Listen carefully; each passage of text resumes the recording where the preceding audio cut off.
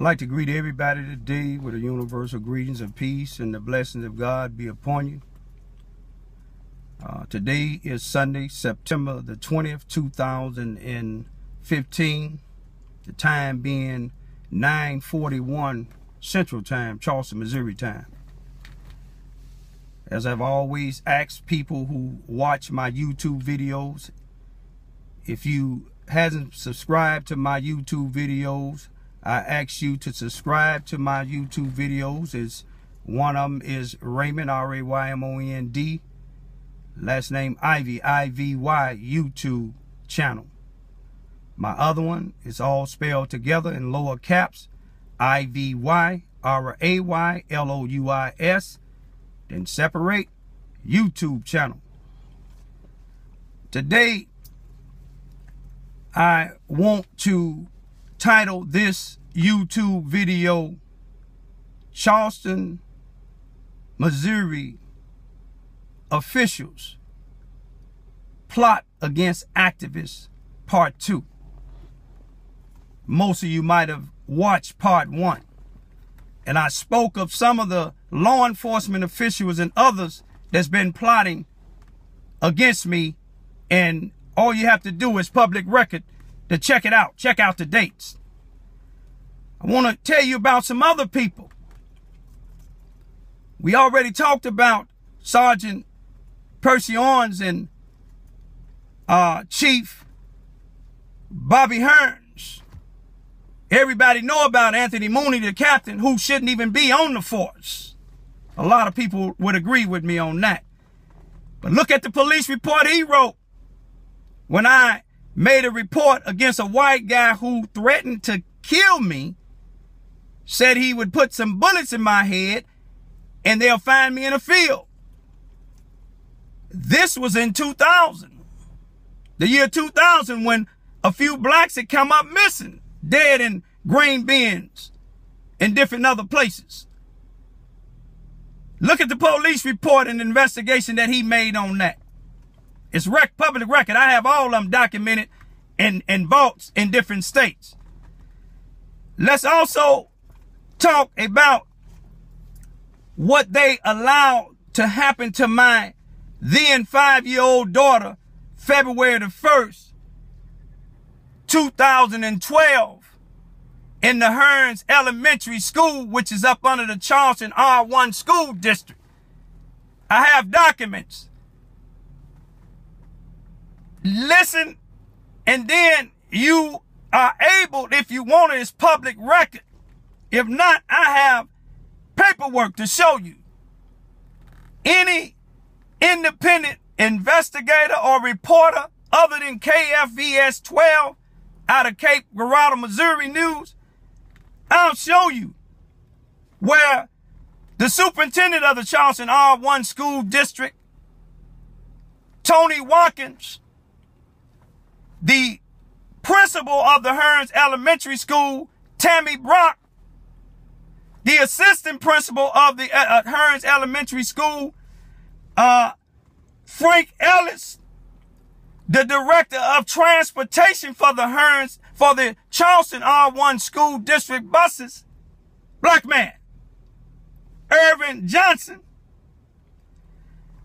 I have documents to show you that a white bus driver that was originally from Arkansas and came down and worked for the Charlrston R1 school district as an elementary school bus driver, plus the Charlrston R1 school district high school agriculture teacher, Joy Rice, who's now at Walnut Ridge, Arkansas High School in Walnut Ridge, working as an agriculture teacher. How they let him get away with doing something to my 5-year-old child, endangering her, abusing her on a bus while the Charlrston R1 school district, negligently left her on the bus with him by itself 20 minutes or more.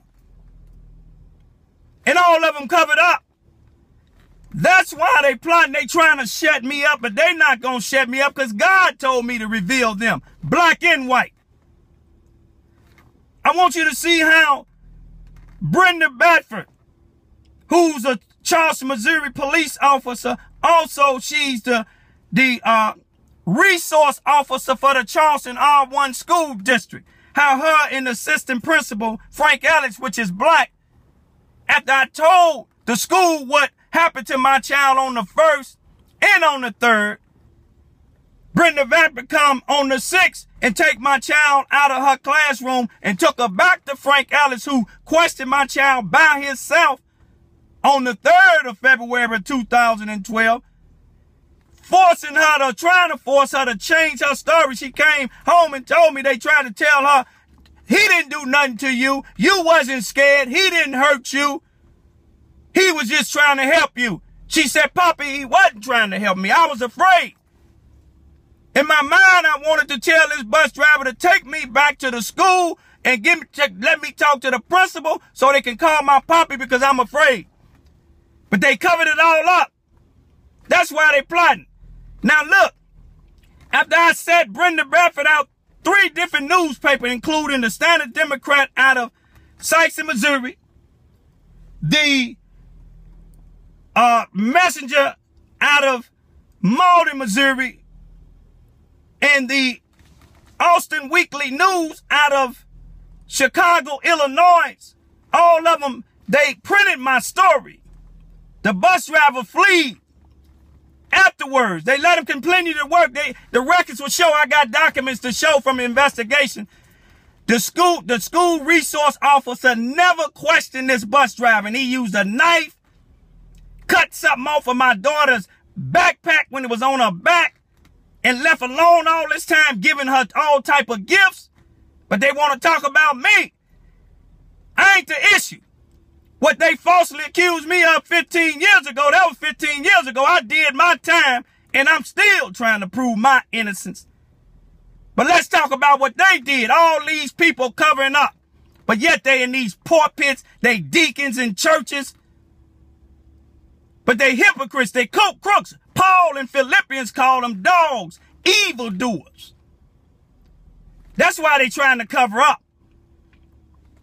But see, when I exposed them, Brenda Bradford's son, out of all the police, 2 weeks or 3 weeks after I revealed her in a newspaper, questioned my daughters illegally, trying to force her to without my permission, without my presence, without my knowledge, trying to force her to change her story. When it revealed that in the newspaper, 2 or 3 weeks later, here come the DCF and the police on January the 17th of 2013, saying that they had an anonymous call saying that I was abusing my children. Guess who one of the police officers came? Brenda Bradford's son, Keith Bradford, who murdered a black, mentally ill, 34-year-old black man on November the 8th of 2011 and got away with it. Ain't none of these people in this town protest about it.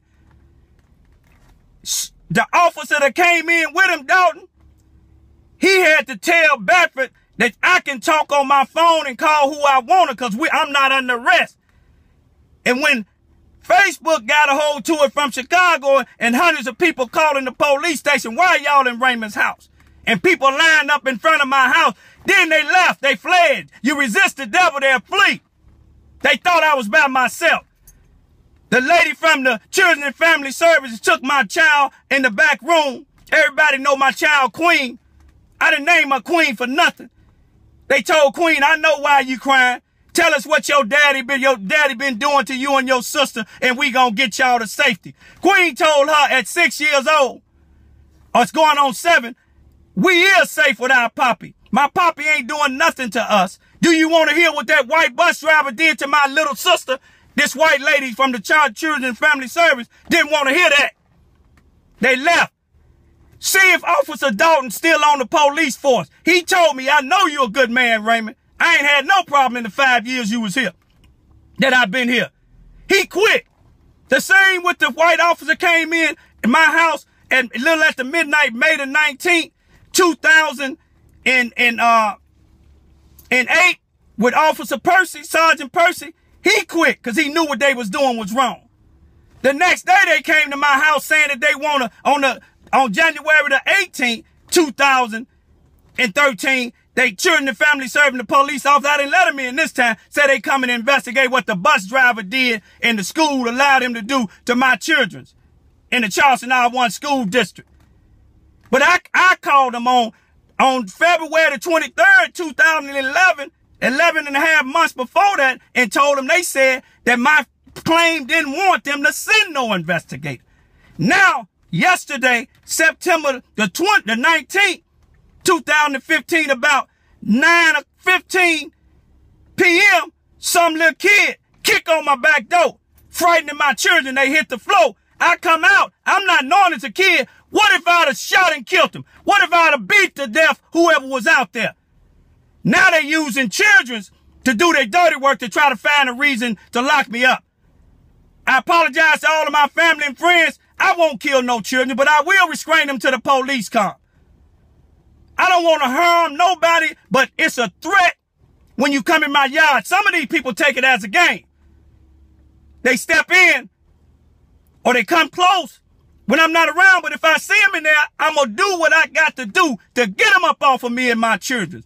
You better leave us alone. You can plot all you want. I ain't going to do nothing wrong. I've been down in 19 years. All I've been doing is filing lawsuits against you Ku Klux Klan. And I ain't saying all white people it is. This is one of the racist towns in the area. You got all these groups and organizations, and don't none see nothing wrong with them coming to my house, taking my children and giving them to their mother for no reason.